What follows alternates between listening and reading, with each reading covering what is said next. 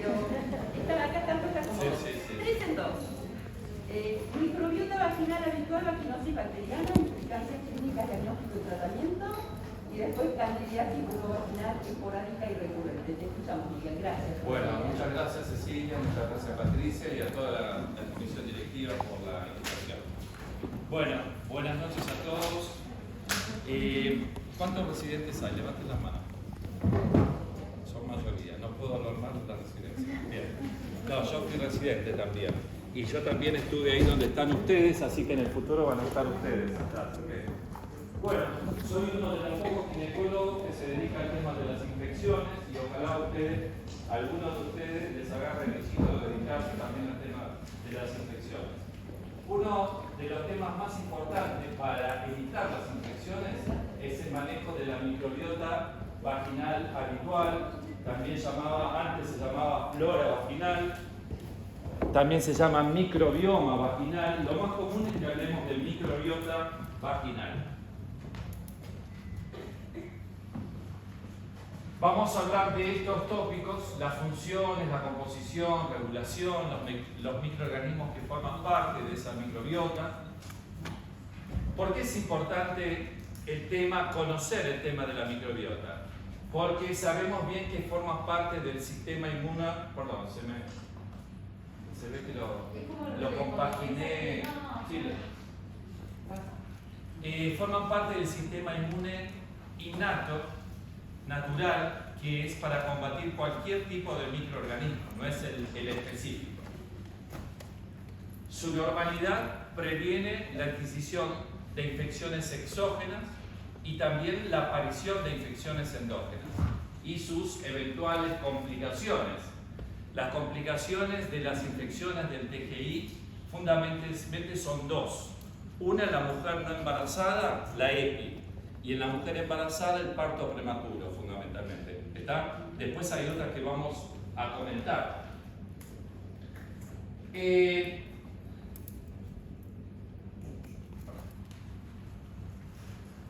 ¿A qué se le llama microbiota vaginal?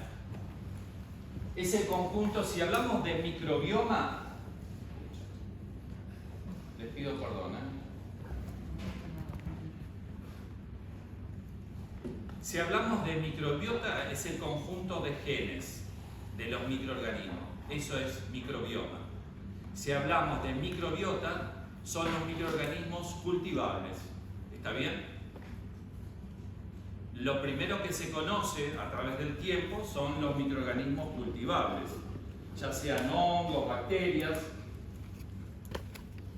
Y en los últimos tiempos se le está dando importancia al estudio del microbioma, pero no solamente a nivel vaginal, sino en distintas partes del cuerpo, porque tiene mucha implicancia en distintos tipos de enfermedades. Y estos microorganismos tienen, digamos, funciones específicas en el huésped. Hay una relación de simbiosis donde el huésped necesita de esos microorganismos y los microorganismos necesitan de nosotros para poder dividirse, para poder subsistir. ¿Está bien? Vamos a ver que tienen funciones. A nivel digestivo ustedes saben que tienen funciones también muy importantes. Y esto constituye un ecosistema dinámico donde no solamente están los microorganismos, sino también todos los productos químicos que forman parte de ese ecosistema vaginal, y es importante en la consulta médica práctica tratar de que ustedes den pautas de prevención, más allá de ir a buscar el ectópico, de buscar el quiste de ovario que tienen ganas de operar, también dar pautas de prevención para evitar las alteraciones de la microbiota vaginal, que vamos a ver, hay muchos mecanismos que favorecen las alteraciones. Vamos a ver que existen microorganismos aerobios, anaerobios, gram positivos, gram negativos. También hay especies de hongos que forman parte de la microbiota. Molicutes, que son los micoplasmas, también forman parte de esa microbiota vaginal. Y normalmente o habitualmente en edad reproductiva, esa microbiota está constituida por dos especies más prevalentes, lactobacillus y corinebacterium. Esas son las dos principales bacterias que están presentes en las mujeres, en la vagina, en edad reproductiva. Y esta presencia es muy importante porque va a determinar que el pH vaginal, y gracias a la producción de ácido láctico, se mantenga en la cifra que ustedes conocen a nivel vaginal. ¿Que cuál es? Muy bien, ¿algún otro quiere opinar? ¿Cuál es la cifra del pH vaginal normal? 4, dice, así redondo. Si tenés 4.1, sabes. ¿Alguien quiere opinar? ¿Ven estas cosas? Si yo le pregunto cuál es el tópico más frecuente, me van a decir sí, esa es la porción angular. Pero esto no lo saben. No los puedo probar. 3,8 a 4,5. Ese es el pH habitual. 3,8 a 4,5. Eso es edad reproductiva, porque en las mujeres precúberes, en la mujer posmenopáusica, puede estar, digamos, aumentado. Puede ser mayor, y eso es normal para esa etapa de la vida de la mujer. Y en la mujer embarazada suele, digamos, ser más ácido todavía por la presencia de glucógeno. ¿Por qué? Porque los lactobacilos aprovechan el glucógeno que se degrada a glucosa 6-fosfato para transformarlo en ácido láctico. Y la producción y el mantenimiento de ese pH hace que algunas bacterias, como las enterobacterias, no se reproduzcan a ese pH. Y vean ustedes, en la mujer posmenopáusica, por ejemplo, que tiene un aumento del pH vaginal, favorece la colonización con enterobacterias. Por eso la mujer posmenopáusica tiene mayor riesgo de tener ictus recurrente, ¿o no? ¿Sí? Y es uno de los tratamientos que se dispone en la actualidad para recomponer el pH vaginal y evitar las infecciones urinarias en la mujer posmenopáusica, la terapia hormonal local. Otro mecanismo importante es la producción de agua oxigenada. Hay bacterias que no tienen catalasa, que es una enzima que desdobla el agua oxigenada. Como no la tienen, no pueden, digamos, replicarse. Los anaerobios, Gardnerella, Mobiluncus, Streptococcus, especies de Streptococcus. Es muy importante que ustedes sepan distinguir ya, a través de este curso, lo que es una colonización de una infección. Una mujer puede tener cándida en su vagina sin tener infección. Una mujer puede tener micoplasmas en su vagina sin tener infección. Una mujer puede tener clamidia en su vagina, en su cuello, y eso es colonización. Claro, esa es una pregunta capciosa, así es capciosa. Clamidia, si está, es una infección, así sea subclínica, así sea sintomática. ¿Por qué? Porque es un agente exógeno de transmisión sexual. Lo mismo que Mycoplasma genitalium, lo mismo que Neisseria gonorrhoeae. Aunque la paciente no tenga síntomas, hay infección ahí.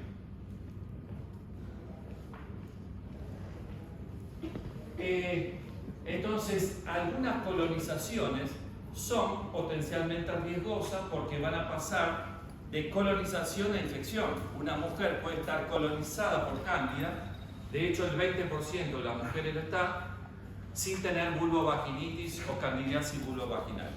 ¿Está? Yo le hice un cultivo antes de colocarle un DIU y le dio que tiene cándida. La reviso, no tiene síntomas, desde el punto de vista de la especuloscopía no hay cambios, parece una microbiota habitual, no la voy a tratar a esa mujer. ¿Me explico? ¿Me entiende lo que es una colonización? Bien. Va a depender mucho de la inmunidad del huésped para que de esa colonización pase a ser infección. O en los casos de patógenos de transmisión sexual, va a depender mucho de la paciente, también de su inmunidad, para que pase de una infección subclínica a una forma sintomática y que también pueda dar complicaciones. Bueno, estas son las colonizaciones que son potencialmente riesgosas para la mujer. El extracto del grupo B es muy importante, la colonización, porque la mujer que está colonizada entre las 35 y 37 semanas debe recibir profilaxis intraparto, ¿o no? ¿Sí? Bien. Después, la colonización con enterobacteria, porque puede desarrollar una vaginitis aeróbica.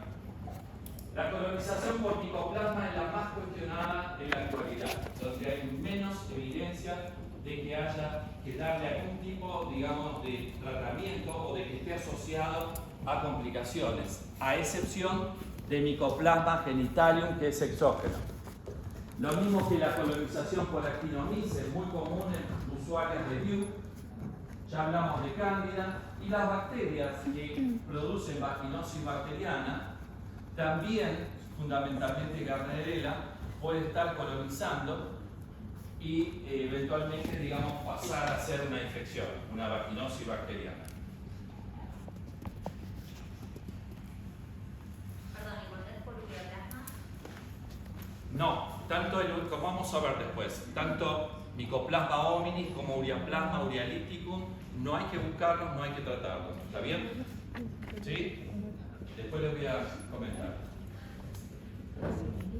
Bueno, ya comentamos un poco que el microbioma fue estudiado a través del proyecto Genoma Humano. Cuando yo analizo cuáles son las cepas de lactobacilos que se cultivan y que están presentes más frecuentemente en la vagina, voy a ver que es acidófilos y fermento. Ahora, si yo me fijo por técnica biomolecular, como puede ser una PCR, cuáles son las cepas de lactobacilos más frecuentes, voy a ver que es Crispatus, Gasseri, Jensenii, Iners y también vaginalis. Hay técnicas actualmente que se llaman metagenómicas, que de una sola muestra yo puedo estudiar una gama de microorganismos presentes en un determinado sitio del cuerpo. Este trabajo fue muy importante, el de Ravel y colaboradores, porque estableció que en la vagina puede existir distintos tipos de vaginotipos, que son composiciones diferentes de diferentes especies de lactobacilos. Así, por ejemplo, el grupo 1 es el que predomina en Crispatus y sería, digamos, el más fisiológico de todos. Después el tipo 2 es el Gasseri, el 3 el Seliners, el 5 es el Jensenii y el 4 son anaerobios, fundamentalmente. El vaginotipo 4 predomina los anaerobios. Y dependiendo, digamos, de la etnia, también varía la proporción de mujeres que tienen determinados tipos de vaginotipos. Por ejemplo, en la raza blanca predomina fundamentalmente el tipo 1. En la raza negra predomina fundamentalmente el tipo 4, que es fundamentalmente anaerobios. ¿Está? Y por eso la raza negra tiene mayor predisposición a tener vaginosis bacteriana. Y esta diferencia en los vaginotipos, sin ser, digamos, una disbiosis, condiciona o predispone para determinados eventos. Hoy se habla mucho de lo que es determinados vaginotipos y su vinculación con el aumento del riesgo de cáncer de cuello uterino.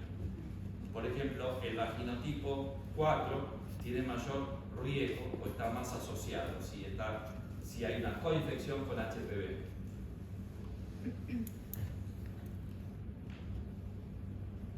En este trabajo también de Ravel, del 2011, establece que también la concentración del agua oxigenada puede variar, como también el pH vaginal puede variar dependiendo del tipo de vaginotipo. Y también, dependiendo del tipo de vaginotipo, también favorece, digamos, la adquisición de determinadas infecciones. En relación al HIV y las infecciones del tracto genital inferior, tenemos que establecer dos escenarios. Uno es la mujer que es HIV negativa y que tiene una infección del TGI. ¿Está bien? Puede ser vaginosis, tricomona, lo que ustedes quieran. Esa mujer tiene mayor riesgo de adquirir el HIV por la presencia de esa infección, sin necesidad de que haya una úlcera por herpes, por ejemplo. ¿Está bien? Y la mujer, el otro escenario es la mujer que es HIV positiva y además, concomitantemente, tiene una infección del TGI, va a transmitir en forma más eficiente el HIV. Ese es el escenario de la transmisibilidad. Bueno, acá todos los mecanismos por los cuales una vagina saludable tiene menos riesgo de adquirir infecciones de transmisión sexual y también de tener infecciones endógenas. Lo que yo les comentaba en relación a lo que es microbioma vaginal e infección por HPV, hay algunas cepas como el Crispatus, que es el vaginotipo 1, que tiene una acción protectora para adquirir el HPV. Hay cepas que favorecen, digamos, la persistencia del HPV, que es uno de los mecanismos más importantes en la oncogénesis del tracto genital. Algunos vaginotipos generan estados proinflamatorios que pueden generar, digamos, mayor expresión de oncoproteínas. Eso después lo van a ver, que promueve la aparición del HSIV. Muchos investigadores, como la doctora Farinati acá en nuestro medio, trabajan sobre el tema de la formación de las biopelículas en lo que son las infecciones recurrentes, fundamentalmente en vaginosis y en candidiasis.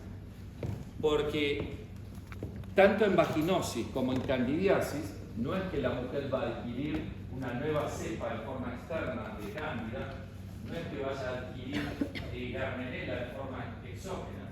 Esas Gardnerellas van a seguir estando en la vagina y todas las bacterias que comprenden el complejo GAM, y en determinado momento van a generar el cuadro de vuelta.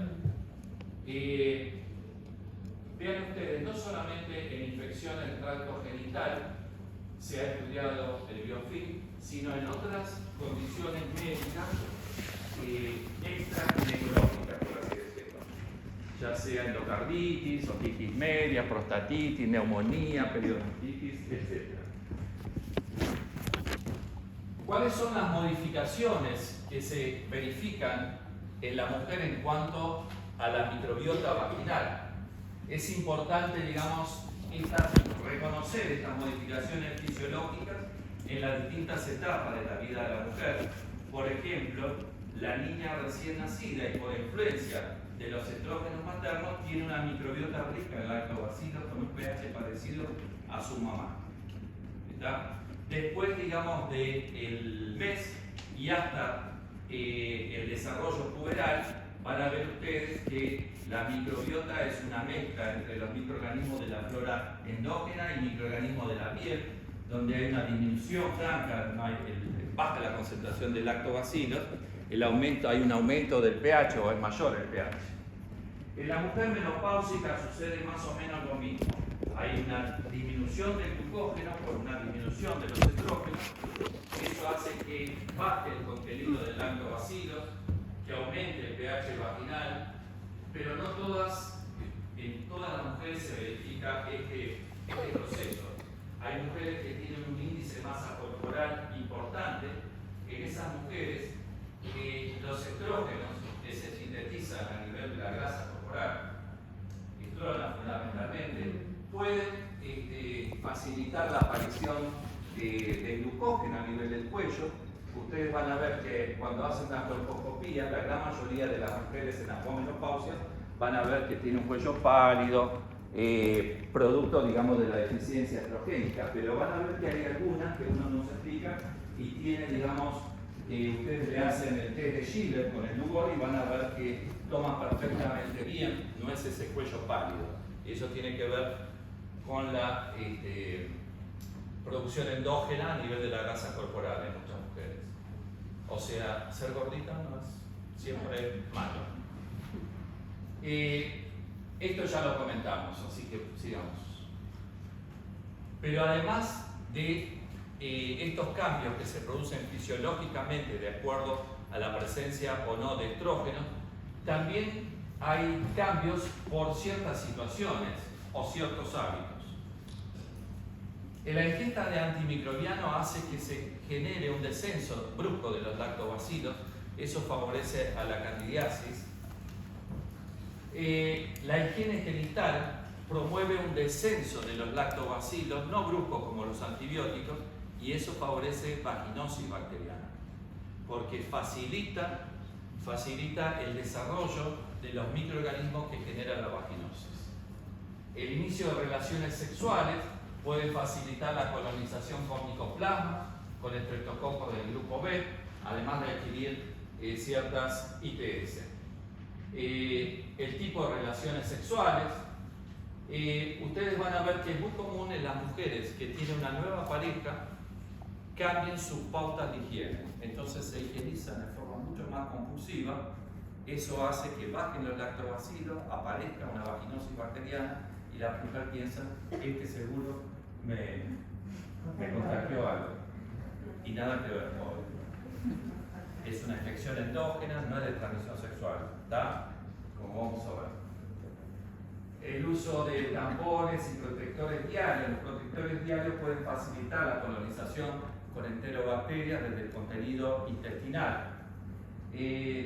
Los tampones, en general, se habla del síndrome del shock tóxico, pero la verdad es que es una entidad muy poco frecuente. Esto también con el uso de la copa es muy poco frecuente. Tiene que estar la mujer colonizada por un estreptococo que produce una toxina, y la verdad que yo tengo muchos años, la chica también, y yo particularmente no vi ningún caso, no sé si ustedes vieron. Es más un fantasma que tenemos que... el uso de la copa menstrual todavía, digamos, faltan, digamos, estudios para saber si facilita o no ciertas infecciones y genera algún grado de disbiosis. El uso de pesarios puede favorecer la colonización con enterobacterias, los geles lubricantes, facilitar la aparición de candidiasis por destrucción de lactobacilos, y en cambio el efecto beneficioso que tienen los estrógenos locales, como ya les comenté antes, utilizado mucho en la mujer con menopausia. Con respecto a los micoplasmas, tenemos que saber bien que pueden formar parte de la microbiota vaginal. Es algo común que los que hacen fertilidad, los ginecólogos, sobremediquen colonizaciones por micoplasma. Las pacientes hacen tratamiento, retratamiento, hasta que debutan con una candidiasis que se hace recurrente. Entonces después me llegan a mí. Es importante ustedes, digamos, tratar de atarse las manos antes de tratar una colonización. Así como en las podálicas hay que atarse la mano y esperar que salga, lo mismo. Salvo el genitalium se descubrió hace poco tiempo, en el año 80. Los micoplasmas son las bacterias más pequeñas, los microorganismos más pequeños, no tienen pared celular, es una de las características. Hay otras especies que pueden estar en el tracto genital. El género Mycoplasma incluye al Genitalium y al hominis, y el género Ureaplasma al Urealyticum y al Parvum. Realmente los que están asociados a cuadros clínicos son Genitalium, y los demás, tanto el hominis como el Ureaplasma Urealyticum, están presentes comúnmente en vaginosis bacteriana, pero no es que ellos son los que generen la vaginosis bacteriana. Ellos participan, digamos, de la etiología polimicrobiana, y de hecho no hace falta tratarlos aparte, además del tratamiento de vaginosis bacteriana. Si ustedes tienen una vaginosis y le ven positivo el Urealyticum, no hace falta, ¿está bien? Bueno, acá tienen un consenso de la Sociedad Europea de ITS, donde habla francamente de que estos microorganismos, tanto el hominis, el urialítico ni el páramo, no hay que investigarlo, hasta ponen en duda la uretritis en los balones no gonocóxica y no debidas a clamidia, si darle importancia al urialítico. Bueno, ¿a qué se considera disbiosis? A cualquier condición que se altere la microbiota vaginal, sea sintomática o no, esté definida o no como vaginosis. Entonces, ¿hay alguna disbiosis que no sea vaginosis?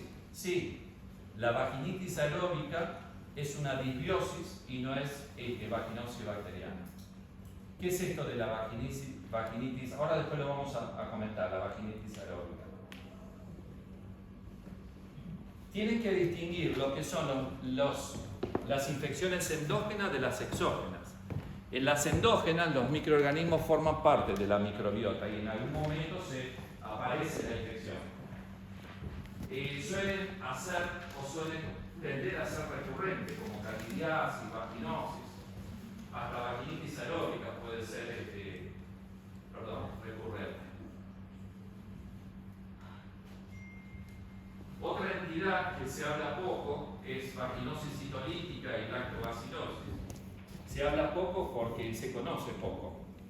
Van a tener ellos, ¿no? En el curso, una charla con Adrián. Sí. Y después infecciones exógenas, volviendo al concepto. Los microorganismos nunca forman parte de esa microbiota vaginal. En algunos casos pueden ser infecciones crónicas como clamidia, porque a veces son asintomáticas y si uno no piensa, no la diagnostica. La transmisión sexual acá sí es importante, en cambio las endógenas no juegan un rol importante. Acá sí los factores del microorganismo son muy importantes en la fisiopatología. Ahí ven una hermosa crucel que es la célula clave, la célula índice para el diagnóstico de qué infección. Más fuerte. Tienen dudas, me parece. Vaginosis bacteriana, muy bien. Bueno, como conclusiones de esta primera parte, los constituyentes de la microbiota habitual o vaginal forman parte del sistema inmunológico natural o innato. Su normalidad previene la adquisición de infecciones endógenas e ITS, como así también de complicaciones. Su estudio actualmente se hace mediante biología molecular. Hasta en los que hacen fertilidad están haciendo el estudio del microbioma a nivel del endometrio para ver si, digamos, aumentan las tasas de implantación.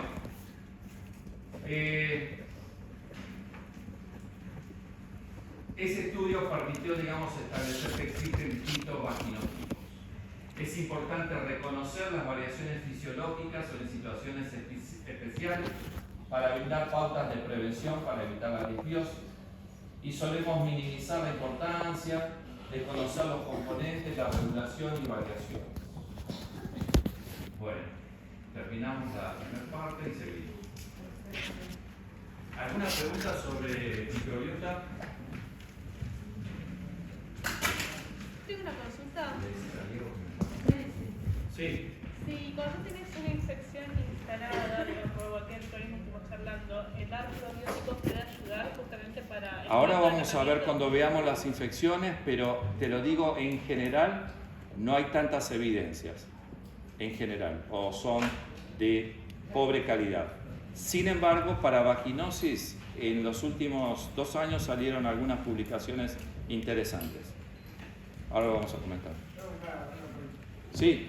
Para la práctica diaria, ¿no? Recomendaciones acerca de la prevención de infecciones endógenas, exógenas, más allá de recomendar la ducha vaginal, el uso de tampón, alguna otra cosa más como para tener en cuenta. Bueno, yo particularmente cuando estás pasando por infecciones recurrentes, suelo recomendar algún jabón que tenga ácido láctico. No voy a decir nombres comerciales. Para no echar más leña al fuego, fundamentalmente. ¿Ya? Eso por un lado. Porque los jabones que nosotros decimos que son neutros, jabón de glicerina, el blanco, tiene un pH de 7, que es muy alto para la zona vulvovaginal. La zona vulvar tiene un pH de 5. Entonces, la mujer por lo menos no le vamos a agregar más leña al fuego, por así decirlo. Es importante, digamos, en cuanto a las prácticas sexuales, muchas veces las parejas hacen sexo anal y después se van adelante y eso genera, digamos, una colonización importante con enterobacterias que puede favorecer la vaginitis aeróbica. El cunilingus, en las pacientes que tienen vaginosis bacteriana, ¿saben lo que es el cunilingus o necesitan que les explique? Bueno, es el sexo orogenital, puede favorecer una depresión de los lactobacilos. Entonces, una mujer que está transitando una vaginosis bacteriana, por un tiempo podemos decirle que no lo haga, que no lo practique. Lo mismo que si es una pareja estable y tiene una vaginosis bacteriana, hay evidencia, digamos, de que el sexo con protección disminuye la recurrencia y facilita más alta tasa de curación. Suelo decirle a las pacientes que tienen vaginosis que por 3 meses, por más que esté con pareja estable, ella cure afuera. Porque el semen tiene un pH muy alto y hace eso. Sí. Siempre lavarse de adelante para atrás. ¿Está bien? Más o menos eso. No sé si ustedes tienen algún otro secreto. No, está perfecto lo que están diciendo. Te quería hacer una pregunta con respecto al ureoplazma, que siempre es el fantasma de lo que puede pasar a todos de las pacientes, como muy bien dijiste, que uno no debería buscarlo. Aún en pacientes que están estudiadas por fertilidad, sí, tendríamos que olvidarnos. Sí. Bien, para que quede claro, porque la verdad es que muchas veces tienen las pacientes con ureoplazma positivo. Después les paso, si quieren, ese documento del 2016 de la posición de la Sociedad Internacional de IGS. Eso es tremendo, no sé si les pasa, pero... Sí, y además nos vemos en la obligación por ahí de tratar porque recibimos el antibiograma. Exactamente. Entonces ahí nos vemos tentados. Bueno, si me mandan el antibiograma es porque hay infección y tengo que tratar. ¿Está? Bueno, y esta es la infección vaginal más frecuente en la mujer en edad reproductiva no embarazada, porque en la embarazada la más frecuente es candidiasis, ¿no? Esta infección forma está dentro de las infecciones endógenas. Antes se creía que era una sola bacteria la que generaba el cuadro clínico, fundamentalmente era Gardnerella vaginalis, y después se vio que era un complejo de bacterias cuando se empezó a hacer los cultivos, y después se vio por biología molecular que hay muchas más bacterias que son las bacterias asociadas al complejo GAN, porque nosotros por ahí teníamos la etiología ya incorporada del complejo GAN, mencionando a Gardnerella, Anaerobium, Moribundus, Mycoplasma, ¿se acuerdan? Bueno, a eso le tenemos que agregar ahora las bacterias asociadas, que son las que se descubrieron por biología molecular. Este es el flujo característico de vaginosis bacteriana y esta es la Klusev, que ya comentamos antes, que es una célula epitelial tachonada de cocobacilos gram negativos que son las Gardnerellas. El flujo generalmente es homogéneo, blanquecino. Cuando yo empecé a hacer este consultorio de infecciones, a veces me encontraba con pacientes cuando le colocaba el espectro, era, digamos, como si alguien la noche previa estuviera pintando la pared de la vagina, por la distribución tan homogénea. Le puse de nombre signo de la pincelada, para que lo recuerden. Pero es uno de los criterios que hace el diagnóstico de vaginosis bacteriana. Bueno, de esto vamos a hablar. La importancia del tema es uno de los motivos más frecuentes de consulta como causa del flujo genital. El diagnóstico y tratamiento incorrectos puede favorecer las complicaciones. Hay mujeres que pueden tener formas totalmente asintomáticas y sin embargo pueden tener complicaciones, debutar con una EPI las recurrencias son frecuentes y tenemos que tener en cuenta las limitaciones de algunos antibióticos durante el embarazo. Gilbert Donders, que lo vamos a traer para el congreso nuestro, es un ginecólogo belga dedicado a la parte de infecciones, describe la vaginosis como un desastre ecológico de la microbiota vaginal, donde se verifica una depresión, una disminución franca en la concentración de los lactobacilos y crecen otras bacterias que son las que ya comentamos. El cuadro se puede presentar en forma esporádica, en algunas pacientes crónicamente. Yo tuve una paciente que estuvo 3 años con la vaginosis bacteriana. Le di no sé cuántos tratamientos, pero pobre mujer estuvo, y la verdad que yo ya no sabía qué hacer. Tenía ganas de derivarla, pero siempre era un desafío a ver que podíamos innovar con el yogur, agua oxigenada, todo, pero no pasó nada. Puede estar asociada, ya dijimos, a complicaciones, la prevalencia en embarazada de 5 a 26%, y los factores de riesgo. La edad es más frecuente en mujeres en edad reproductiva, es raro de ver en una chica prepuber o en una mujer posmenopáusica. Es más frecuente en raza negra, ya dijimos, el tabaquismo, el uso de DIU, el uso de DIU todavía está en controversia, el lavado vaginal es muy importante, el cunilingus, el cambio de pareja sexual. Las mujeres que tienen sexo con mujeres también tienen mayor riesgo por el tema del cunilingus, fundamentalmente, indirectamente.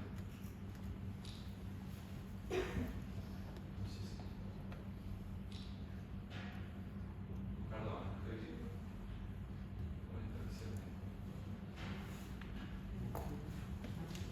bueno, les dije que además de esas bacterias cultivables, en los últimos tiempos aparecieron otras que se descubrieron gracias a la biología molecular, como el Latopobium vaginae, Egertella, Megasphaera, Lithotricia. Bueno, son muchas, incluyendo también algunas cepas de Clostridium. Entonces son las bacterias asociadas a vaginosis y que, como no se cultiva, todavía no se sabe el perfil de sensibilidad que tienen a los antimicrobianos. Factores de riesgo, volviendo a lo que ya comentamos, no sé si podemos facilitarle este número de la revista Colposcopía después para pasarle, además de la guía del CDC del año pasado, el 2021. Esa ya está. Sí. Hay que pedir a las chicas para que les mande. Ahí hicimos una actualización con la doctora Ana Laura Arias, que es del Hospital Alemán, sobre vaginosis bacteriana, sobre candidiasis. Bueno, vean ustedes algunos de los que ya comentamos, pero se mencionan otros también, como el estrés. El estrés está más vinculado a candidiasis, creo yo, en la práctica veo eso. Y también hay factores protectores, como el uso consistente de preservativos, el uso de anticonceptivos orales combinados, le ofrece una mayor, digamos, regulación de la microbiota vaginal, y hasta también el de profetágeno solo. En cuanto a las complicaciones ginecológicas, además de la EPI que ya comentamos y las lesiones intraepiteliales, también están las infecciones posoperatorias. Y como cualquier otra infección del tracto genital, facilita la transmisión del VIH. En la parte obstétrica, desde el comienzo del embarazo hasta el final, puede complicar la evolución. Aborto del primero, segundo trimestre, RPM, parto prematuro, coriomionitis, infección puerperal, ¿está bien? Desde el comienzo hasta el final. Perdón. Las infecciones pueden llegar al producto de la concepción a través de la vía transplacentaria. Ahí hablamos de infecciones congénitas. Por ejemplo, puede ser una toxoplasmosis, puede ser citomegalovirus, puede ser parvovirus, que llegan,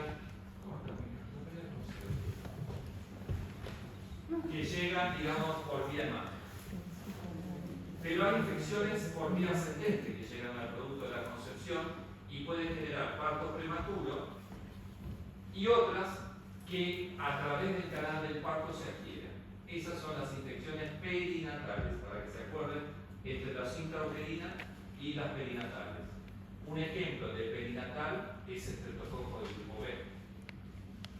Clamidia, Neisseria también, que pueden dar cuadros de infecciones nenatales.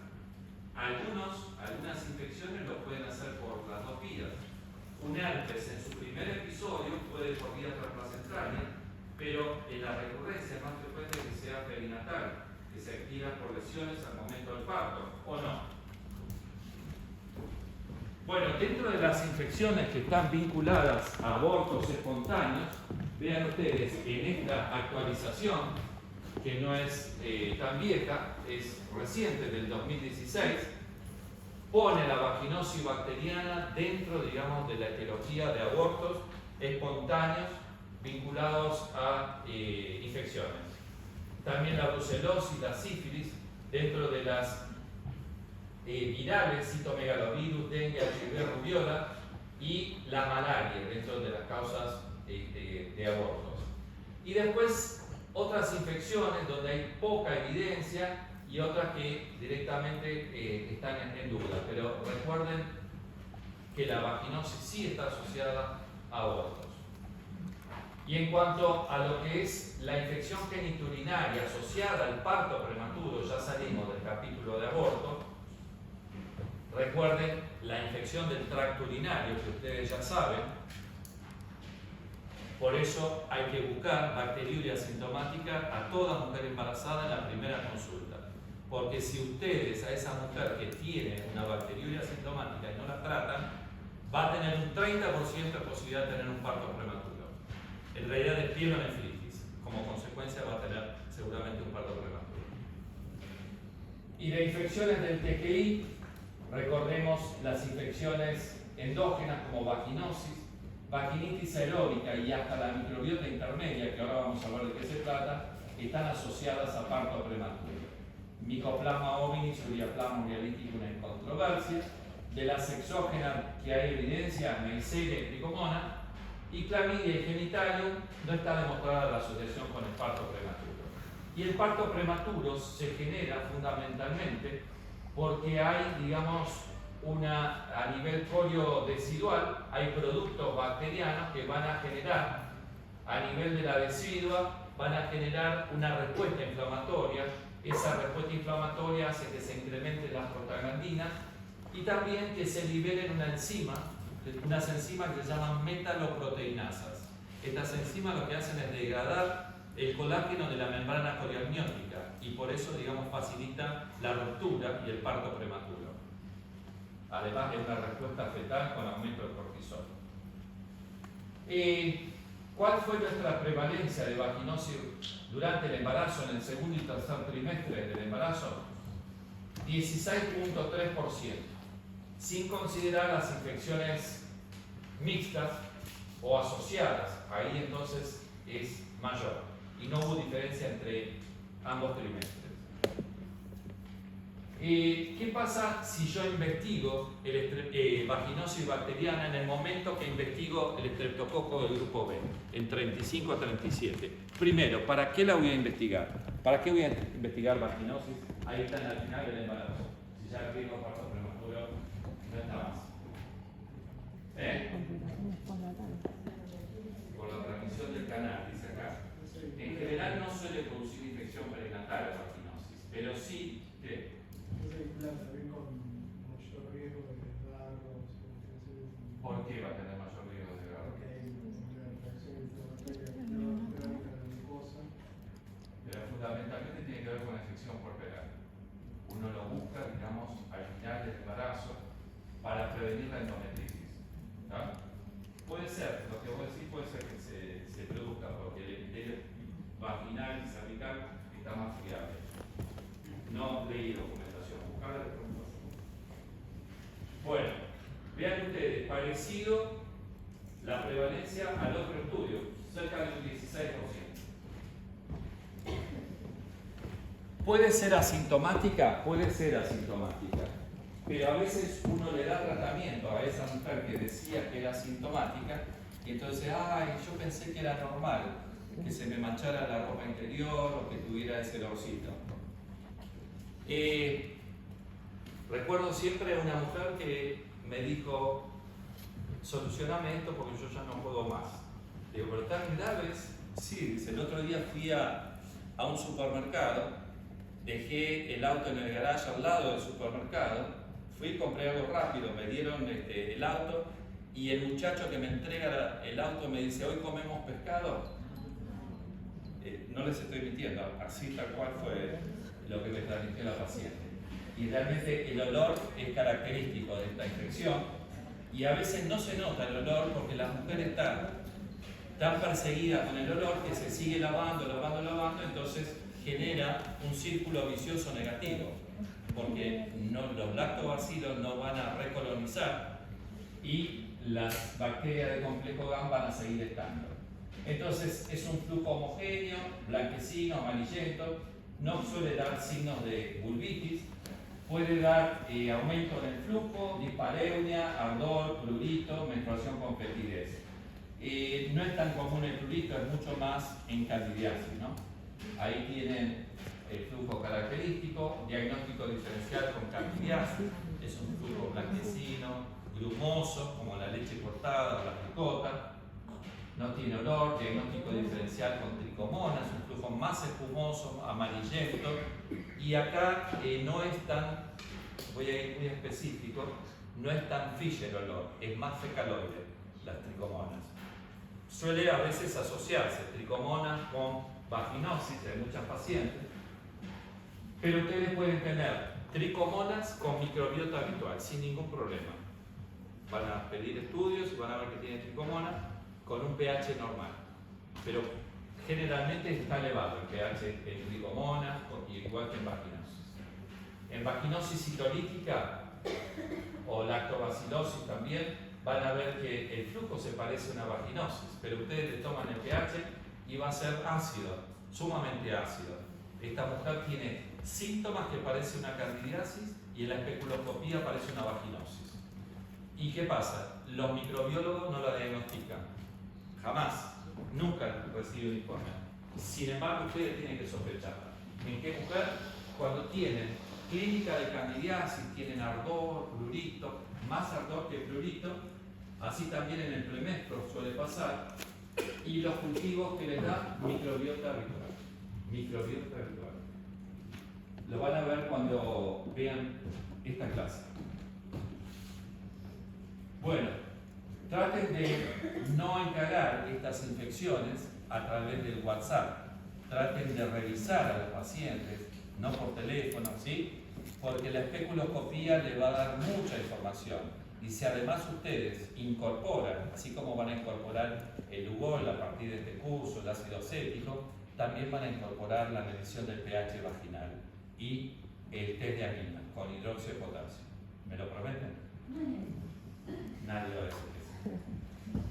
Bueno, es importante en la mujer que consulta por infecciones vaginales recurrentes tener una buena anamnesis, ver, digamos, el tiempo de evolución, si es primer episodio, si es recurrencia, la pareja, si es estable o no, el tipo de higiene. Nosotros fundamentalmente establecemos si es lavado vaginal interno o externo como una variable, digamos, que aumenta o no el riesgo, porque hay pacientes que no tienen bidet en la casa, sin embargo utilizan peras de irrigación, se colocan los dedos dentro de la vagina cuando se higienizan, así que bueno, es muy importante sobre todo en las pacientes que tienen infecciones recurrentes. Dentro del diagnóstico de vaginosis bacteriana durante mucho tiempo los criterios de Ansel fueron los más utilizados, con las características del flujo, la presencia de Clusel por la microscopía, el pH mayor de 4,5 y la prueba de amina. Con 3 de estos 4 criterios hacemos el diagnóstico de vaginosis bacteriana. Ella es Maricel, una compañera de nuestro hospital. La microscopía es una herramienta muy importante. Cuando yo estaba en tercer año fui a rotar con la doctora Farinati. y ahí ella me enseñó a hacer la microscopía en fresco. Y de ahí yo saqué mucho el tema del pH y el test de amina, porque veía que servía mucho para orientarnos, pero fundamentalmente para descartar la infección. Si una mujer tiene un pH normal y un test de amina negativo, seguramente tiene microbiota viral. Bueno, hay pruebas rápidas que se están utilizando, que se están comercializando, tienen alto costo, pero la microscopía sigue vigente y sobre todo a través del score de Nugent, que es el gol estándar para el diagnóstico de vaginosis bacteriana. En el score de Nugent ustedes no tienen que hacer nada porque el microbiólogo les va a informar a través, digamos, de un estudio exhaustivo microscópico sobre la presencia del lactobacillus mobiluncus, que forma parte del complejo GAN, y Gardnerella. Tiene que mirar varios campos y de ahí va a sacar un número, va a determinar cuál es el valor de ese score. Si esa paciente tiene un score de hasta 3, tiene microbiota habitual. Si tiene de 4 a 6, tiene una microbiota intermedia. Y si tiene 7 o más de 7, tiene vaginosis bacteriana. ¿Está bien? Eso es la ventaja del score de Nugent, es que nos habla de microbiota intermedia, que es una situación, digamos, que no está exenta de riesgo, es decir, puede dar complicaciones, sobre todo en la mujer embarazada. En algunos países utilizan mucho clasificar el tipo de microbiota de acuerdo a Hay y ISO. El tipo 0 sería, digamos, la ausencia del lactobacillus cuando toman antimicrobianos. El tipo 1 sería microbiota habitual, el tipo 2 microbiota intermedia, el tipo 3 vaginosis bacteriana y el tipo 4, que los criterios de Nugent no tienen en cuenta, es una disbiosis que no es vaginosis, que es una vaginitis aeróbica. ¿Qué sucede en la vaginitis aeróbica? En vez de aparecer las bacterias del complejo GAN, fundamentalmente anaerobio, lo que aparece habitualmente son cocos gram positivos o bacilos gram negativos. Entonces es común encontrar en una mujer con vaginitis aeróbica Escherichia coli o Streptococcus agalactiae, Streptococcus del grupo B. Recuerden que vaginosis bacteriana se llama vaginosis y no vaginitis, ¿por qué? Muy bien, ¿quién lo dijo? Anotar el punto más para mí. Exactamente, se llama vaginosis porque ustedes en el extendido van a ver que la cantidad de leucocitos es la habitual. ¿Y cuánto es lo habitual a nivel vaginal de encontrar? Hasta 10 leucocitos por campo. Eso es, más de 10 hay respuesta inflamatoria. Y a veces necesitamos evaluar la respuesta inflamatoria para distinguir la colonización de la infección. Si tiene un Streptococcus agalactiae en el cultivo, tiene una respuesta inflamatoria, no hay tricomonas, no hay clamidia, bueno, yo le tengo que dar importancia y además tiene flujo anormal, le tengo que dar importancia a ese Streptococcus. ¿Está bien? Bueno, y ahí ven todos los diagnósticos diferenciales en cuanto si nosotros utilizamos la microscopía, pH y prueba de amina, cómo podemos, digamos, arribar al diagnóstico y sobre todo a un bajo costo. Este es un estudio que hicimos con otros colegas como Adrián y colegas de nuestro hospital, junto con el doctor Mormandi, para determinar el valor que tenía el pH vaginal para el diagnóstico de vaginosis bacteriana. Si ustedes tienen un pH vaginal de menos de 4,5, la probabilidad que la mujer tenga una vaginosis bacteriana es muy, muy baja. Entonces vean ustedes cómo con esta simple herramienta les sirve para descartar.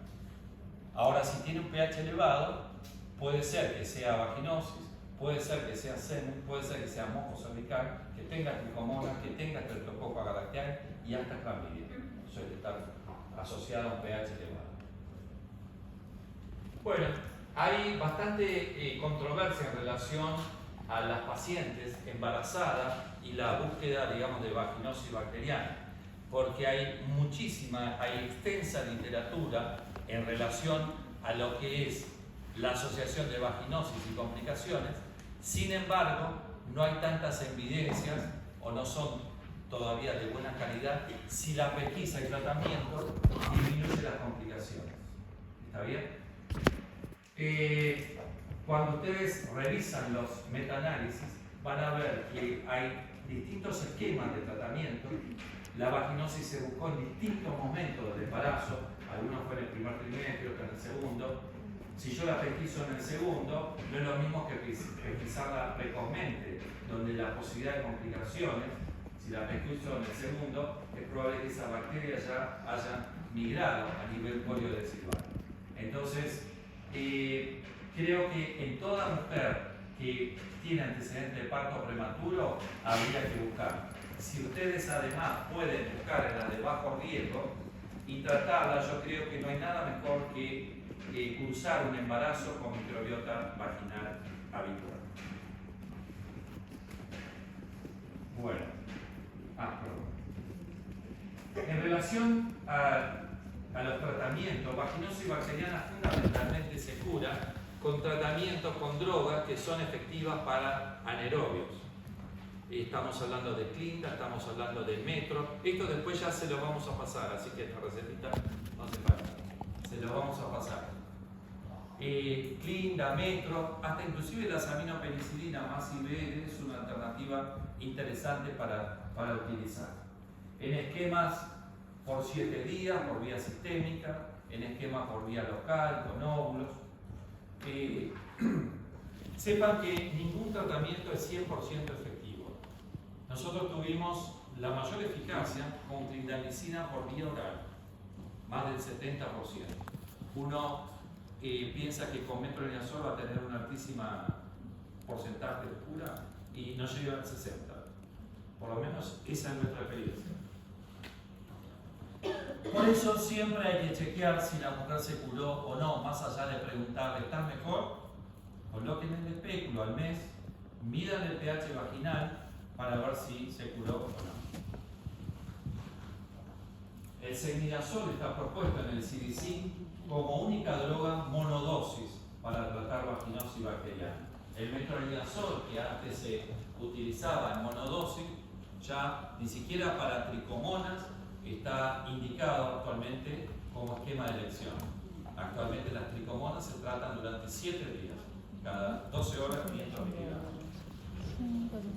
Bueno, después le vamos a pasar. Y hay algunas alternativas nuevas, como el cloruro de cualinio o la rifaximina, que es un derivado de la rifampicina que se usa en infecciones intestinales, aplicados localmente. Son nuevas drogas para el tratamiento de vaginosis. En la mujer embarazada, el tinidazol es clase C, con lo cual no debería ser utilizado. Y en general, si ustedes buscan solamente curar vaginosis, pueden tratar por vía local o sistémica. Pero si están pensando en disminuir el riesgo de complicaciones, lo ideal es que utilicen el antimicrobiano por vía sistémica, para llegar, por si ya tienen, digamos, una infección poliodecidual. Clinda o metronidazol se puede utilizar en el embarazo, son drogas tipo B, de acuerdo a la FDA, no hay ningún problema.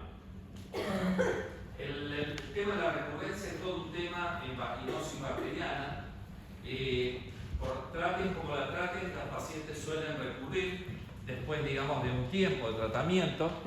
Es más frecuente, según la literatura, que recurran mujeres mayores y en raza negra. Esto tiene que ver con los vaginotipos. Y también que la abstinencia sexual y uso consistente de preservativo y la suspensión de lucha van a demostrar tasas más altas de curación y menores recurrencias también. Por eso de decirle a las pacientes que cuando las tratan por vaginosis, si estás con pareja estable, decirle a tu pareja que eyacule fuera por 3 meses, es una práctica que yo indico. O que use preservativo por un tiempo. ¿Está bien? El preservativo sí está demostrado por un tiempo utilidad para disminuir la recurrencia y aumentar las tasas de curación.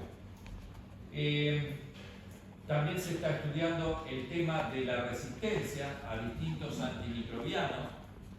Desde el punto de vista de la práctica, nosotros no hacemos estudios de resistencia para las bacterias que conforman el complejo GAN, y además hay algunas que son cultivables que no sabemos el perfil de resistencia. Sí, ustedes tienen que saber que la recurrencia es multifactorial. Ya las pacientes nos preguntan, ¿por qué nos agarró esto? ¿Por qué me agarró esto? Y nosotros le decimos que todavía no se sabe, que hay factores que predisponen. Inclusive hay algunas versiones de que puede haber fagos. ¿Saben lo que son los fagos? Son virus que infectan a los lactobacilos y los destruyen. Y eso puede ser el motivo de la recurrencia. Es importante saber que es multifactorial y es importante identificar estos factores de riesgo para la paciente que tiene la infección recurrente. Y en la recurrencia participan factores del huésped, de las bacterias como el biofilm y también factores masculinos que están en controversia.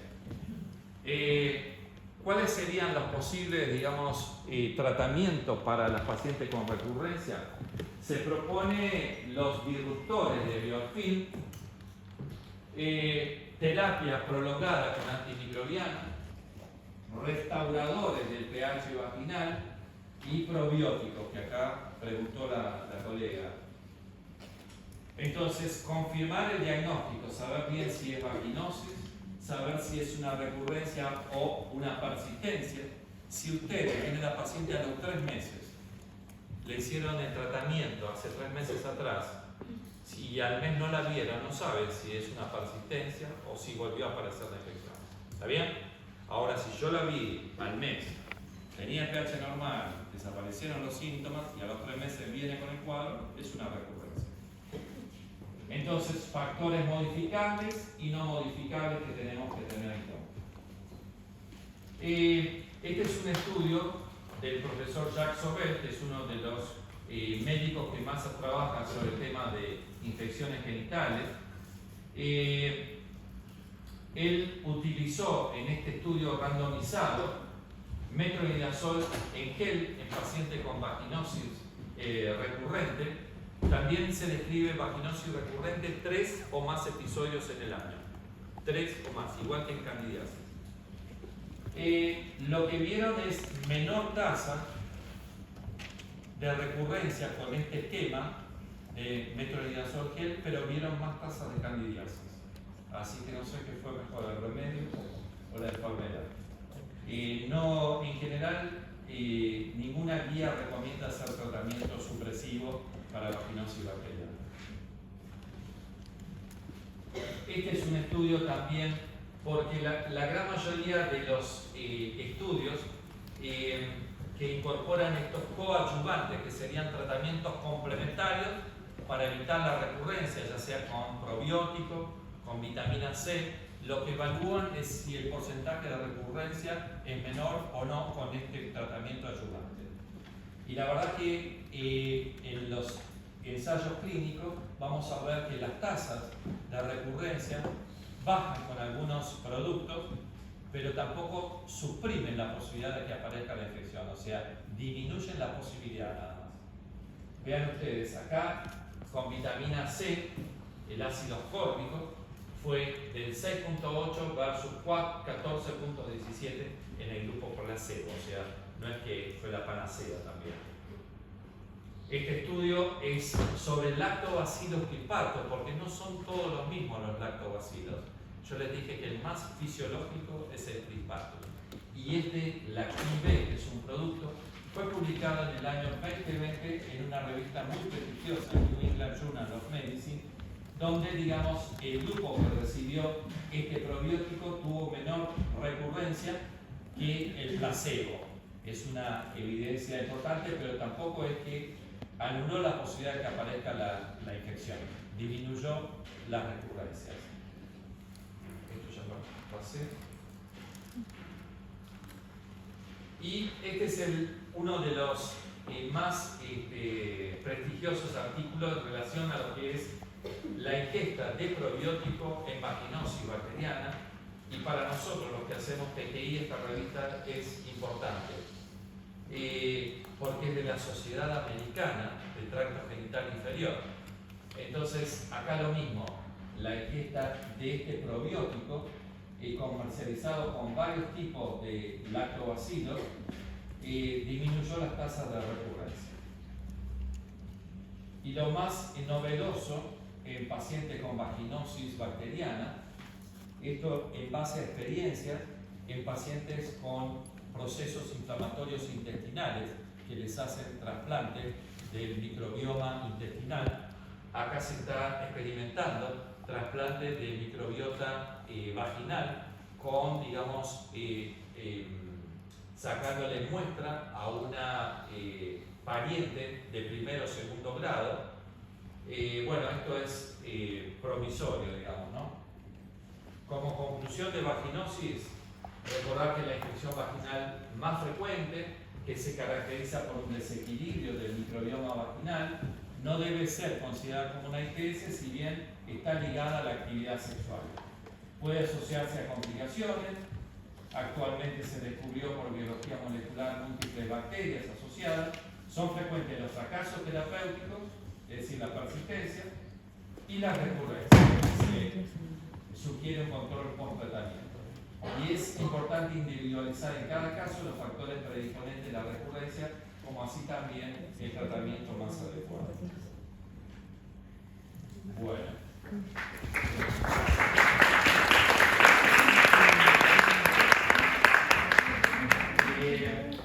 Esto es en Brasil. Bueno, vamos a pasar a candidiasis.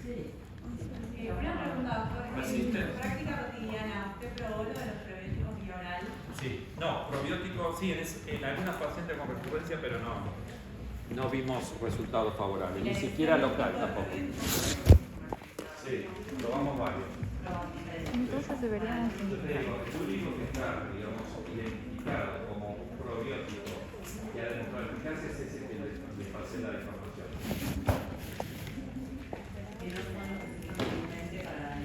Hay muchos chances fundamentales, pero si no todos los probióticos tienen la misma concentración, el mismo control de calidad, porque vos tenés que necesitar que ese lactobacilo se adhiera al epitelio vaginal, produzca oxigenada, modifique el pH, todo eso tenés que demostrar. ¿Y el uso de prebióticos vía vaginal es una conveniencia orales?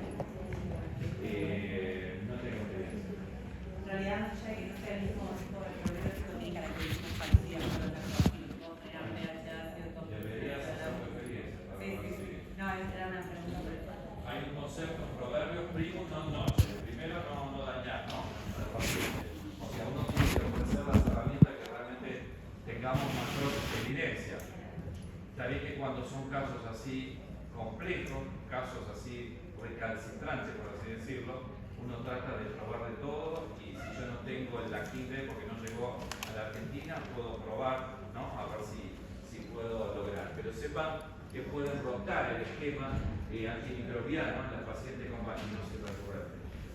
Bueno, vamos a hablar de la infección que más recurre en la mujer, que es candidiasis vaginal. Ahí lo que pueden ver es una microscopía en fresco, donde están viendo las cifas y pseudohifas que generan cándida. Porque cándida es un hongo dimórfico que puede presentarse como blastosporos o puede tener estas formas germinativas visualizadas en la microscopía en fresco o luego de tinción de grano, ¿no?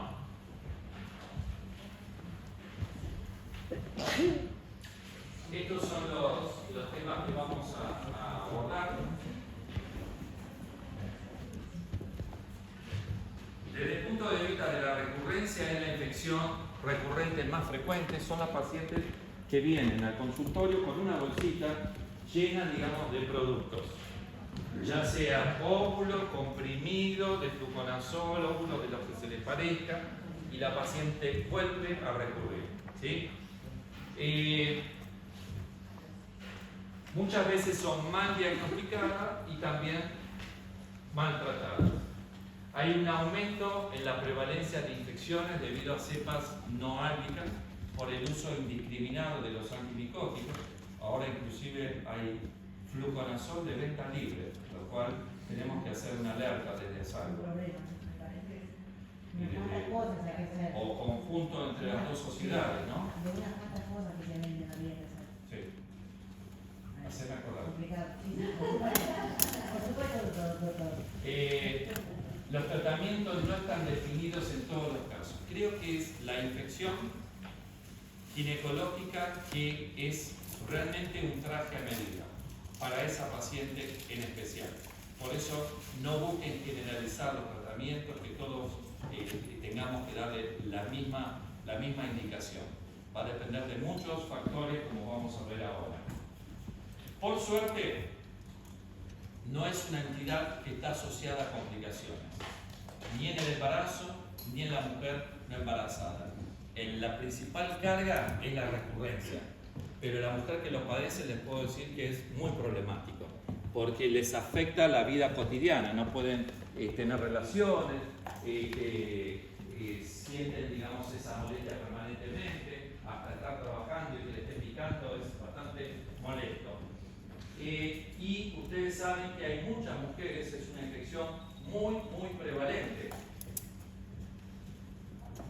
Vean ustedes, 75-80% de las mujeres por lo menos tuvo algún episodio en su vida. Y un 40-50% dos o más episodios. No voy a pedir que levanten la mano las que acá tuvieron o no tuvieron, pero seguramente muchas manos se levantarán. La prevalencia de colonización, que ya comentamos la diferencia con infección, está cerca del 20% en mujeres en edad reproductiva. Las mujeres posmenopáusicas tienen menos colonización, las niñas prepúberes también tienen menos posibilidad de estar colonizadas. La prevalencia mayor de candidiasis recurrente está entre 25 y 35 años. Ya comentamos las especies no válidas. Y realmente el establecimiento de la infección es multifactorial, donde hay factores que son del huésped, hay factores del huésped fundamentalmente la genética. Les dije que en las infecciones endógenas no es tan importante el microorganismo, es más importante el huésped.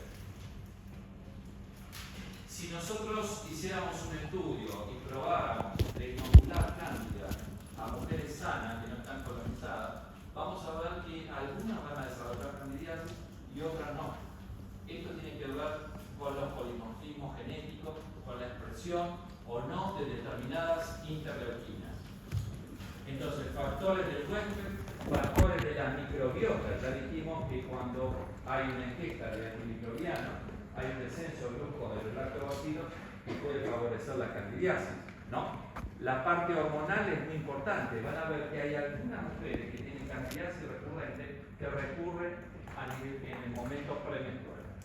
O sea, el pico ovulatorio de estrógeno, porque fundamentalmente más los estrógenos, favorece, digamos, la virulencia de cándida, favorece el pasaje del blastoporo a la forma germinativa. Por supuesto que necesita un tiempito, no va a ser justo en el momento de ovulación, sin embargo hay algunas mujeres que ya en el momento de ovulación ya tienen sintomatología de prurito, ustedes lo van a observar eso. Factores de comportamiento, la parte inmunológica del huésped es importante. No quiero ahondar en estos conceptos, pero sepan que la glucosa tiene un efecto estimulante, los estrógenos tienen un efecto estimulante. Si bien nosotros en una paciente que consulta por candidiasis recurrente pensamos que pueda tener alguna enfermedad de base, la gran mayoría no tiene una enfermedad reconocida, por más que le pidamos glucemia, hemoglobina glicosilada, no vamos a encontrar anormalidades. Le vamos a pedir HIV, es HIV negativa, ¿está? Eso es lo que aparece habitualmente. Pero si yo estudiara la citoquina, estudiara distintos componentes bioquímicos del contenido vaginal, ahí puedo encontrar algunas diferencias con respecto a las mujeres sanas. ¿Qué pasa con respecto a la microbiota vaginal en candidiasis? Ya dijimos, si tiene una interrupción brusca puede, digamos, tener episodios frente a la ingesta de antimicrobiano. Pero si ustedes estudian a una paciente con candidiasis recurrente, van a ver que hay presencia de lactobacilo, reciben el cultivo y hay lactobacilos. ¿Está? En general, el pH vaginal, si son formas clínicas leve a moderada, es normal. si tiene una vaginitis importante, que hay una respuesta inflamatoria importante, ahí van a ver que está aumentado el pH vaginal en cándida.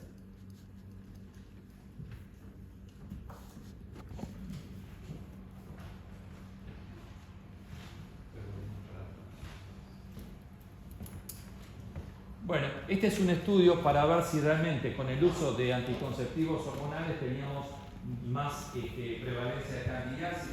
Con los anticonceptivos de uso actual no hay mayor prevalencia de candidiasis, ni esporádica ni recurrente.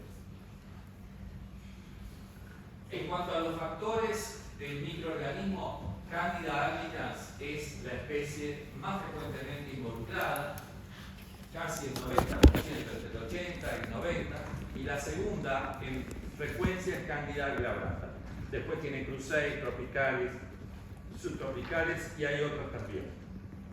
Por el uso indiscriminado de derivados imidazólicos tenemos un mayor tasa, digamos, de prevalencia de cepas no albicans.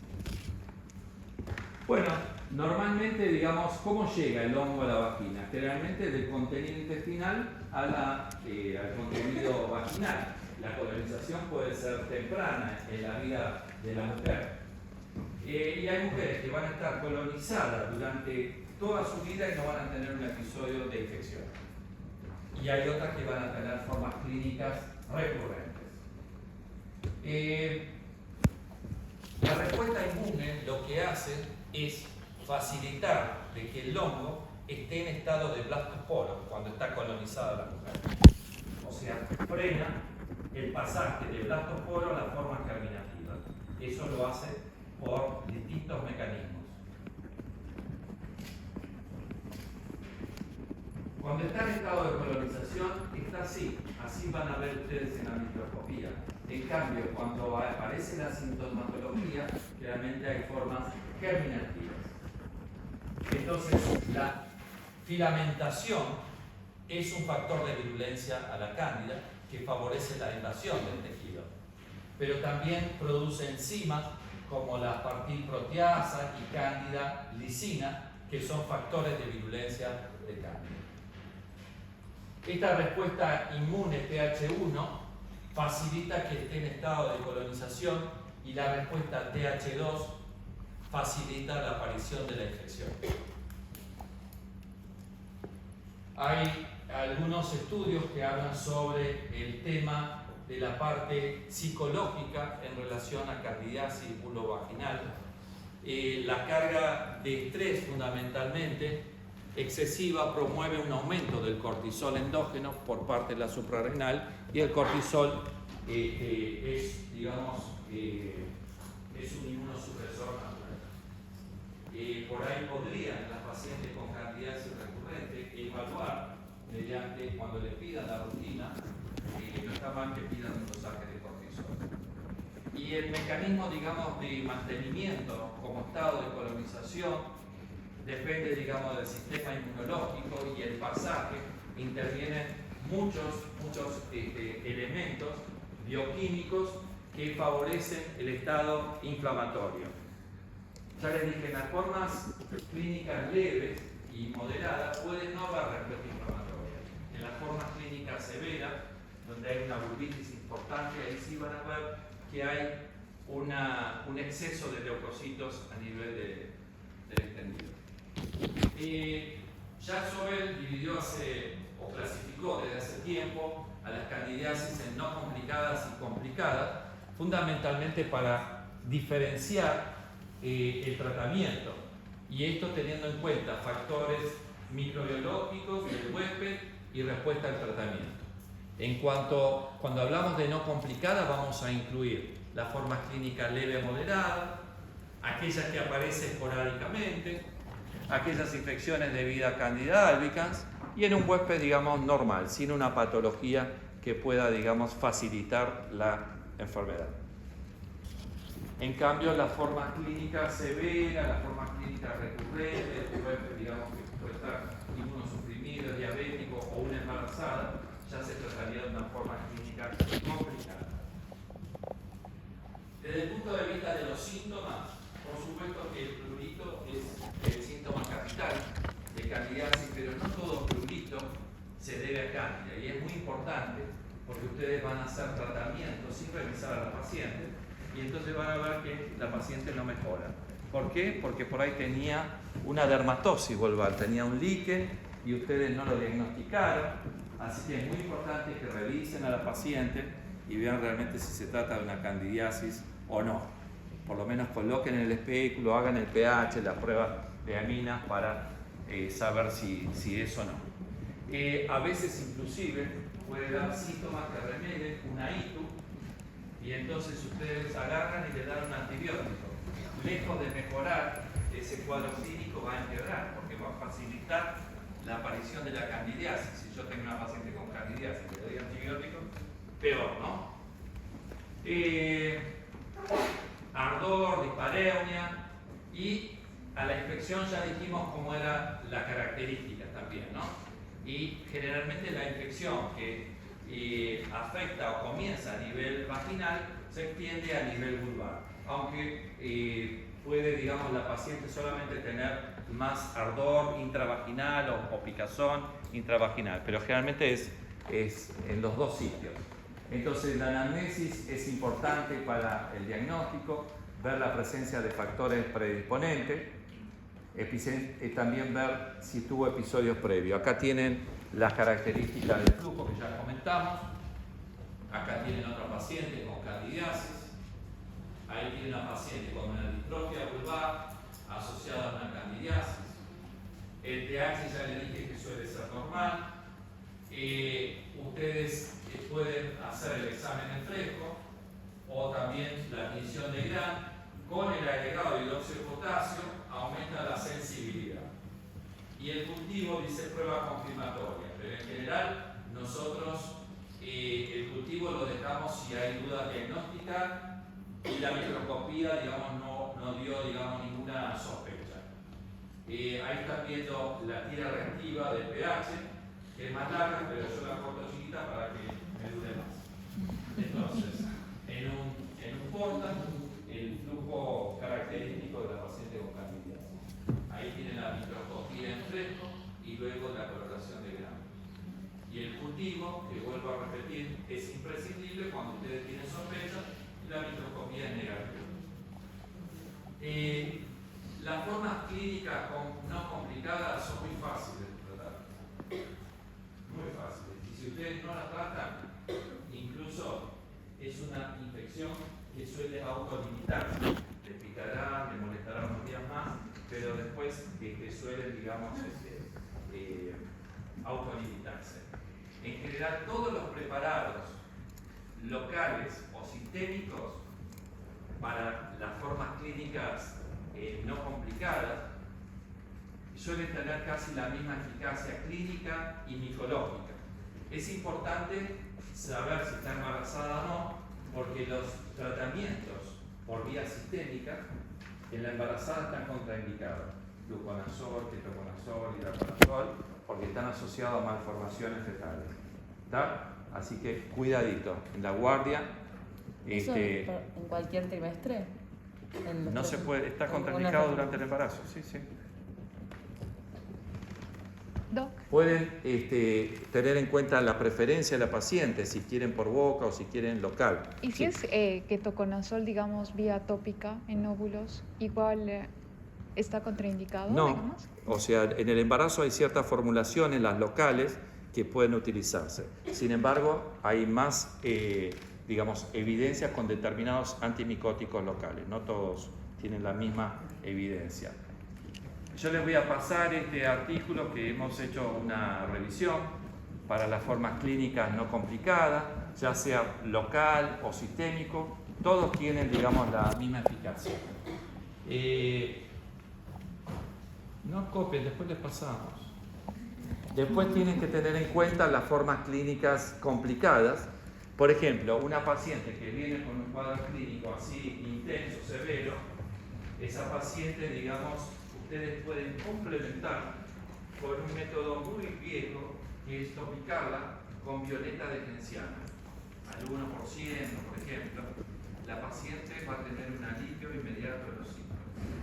Yo me acuerdo que estaba en cuarto año de residencia, fui a OSECAC a trabajar y utilicé esto porque me lo había recomendado Normandi, que era mi jefe en ese momento, y la paciente fue corriendo a comprar unas medias y me trajo de regalo.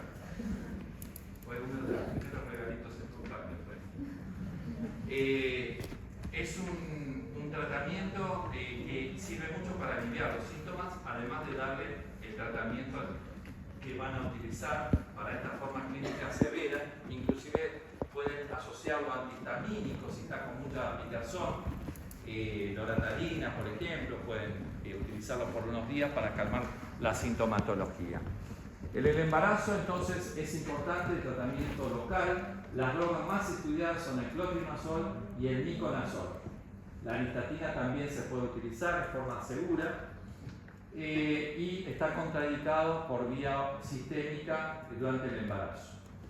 Para Candida glabrata van a utilizar o ácido bórico o nistatina. Para Candida clustei es resistente al fluconazol, así que pueden utilizar otro derivado imidazolio. Después lo veré. Cuando ustedes tienen una paciente con una infección recurrente, no prurito recurrente, con una infección recurrente por cándida, antes de ponerle el rótulo que se trata de una candidiasis recurrente, tienen que tener cierta documentación. Yo no les digo que por lo menos tengas 3 cultivos, pero por lo menos 2 que tengas que se trata de una candidiasis, ¿no? Antes de embarcarse en una terapia supresiva. Entonces, ¿de dónde viene el hongo? Generalmente, como ya comentamos, la infección o la recurrencia es porque el hongo, digamos, se ha demostrado por biología molecular, por PCR, sigue estando en la vagina. ¿Tá? La recurrencia no viene de una persona que se lo transmitió o no viene del intestino, es por un mecanismo llamado recaída vaginal. Tener en cuenta la confirmación microbiológica, esto de que no todo prurito es una candidiasis recurrente, identificar los factores del huésped que puedan llegar a predisponer a la recurrencia. ¿Está bien? Ya les dije, muchas veces no tenemos ningún factor y el estrés es difícil de cuantificar, pero está involucrado en muchos casos de candidiasis recurrente. En la paciente con candidiasis recurrente, dependiendo, digamos, de la especie de cándida que está involucrada, siempre tenemos que ofrecer una terapia supresiva. La terapia supresiva tiene 2 fases, una fase inicial de inducción que van a utilizar el doble de la dosis que habitualmente utilizan para tratar una candidiasis no complicada, y después van a hacer la fase de mantenimiento.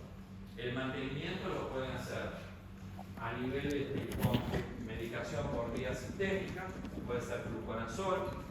El fluconazol tiene la ventaja que se da, digamos, en monodosis. Si ustedes tienen muy identificado a la paciente que solamente tiene la recurrencia en lo que sería el premestro, podrían llegar a darle fluconazol día 21 del ciclo y no darle 4 por mes. Le pueden dar 1 a esa paciente, le van a hacer gastar menos dinero. Por eso les digo que en candidiasis es un traje a medida donde ustedes tienen que individualizar muy bien qué tratamiento le van a ofrecer. La terapia supresiva también puede ser con antipsicótico por vía local. El ácido bórico está destinado fundamentalmente a especies no álgicas, si bien se puede utilizar también en las especies álgicas.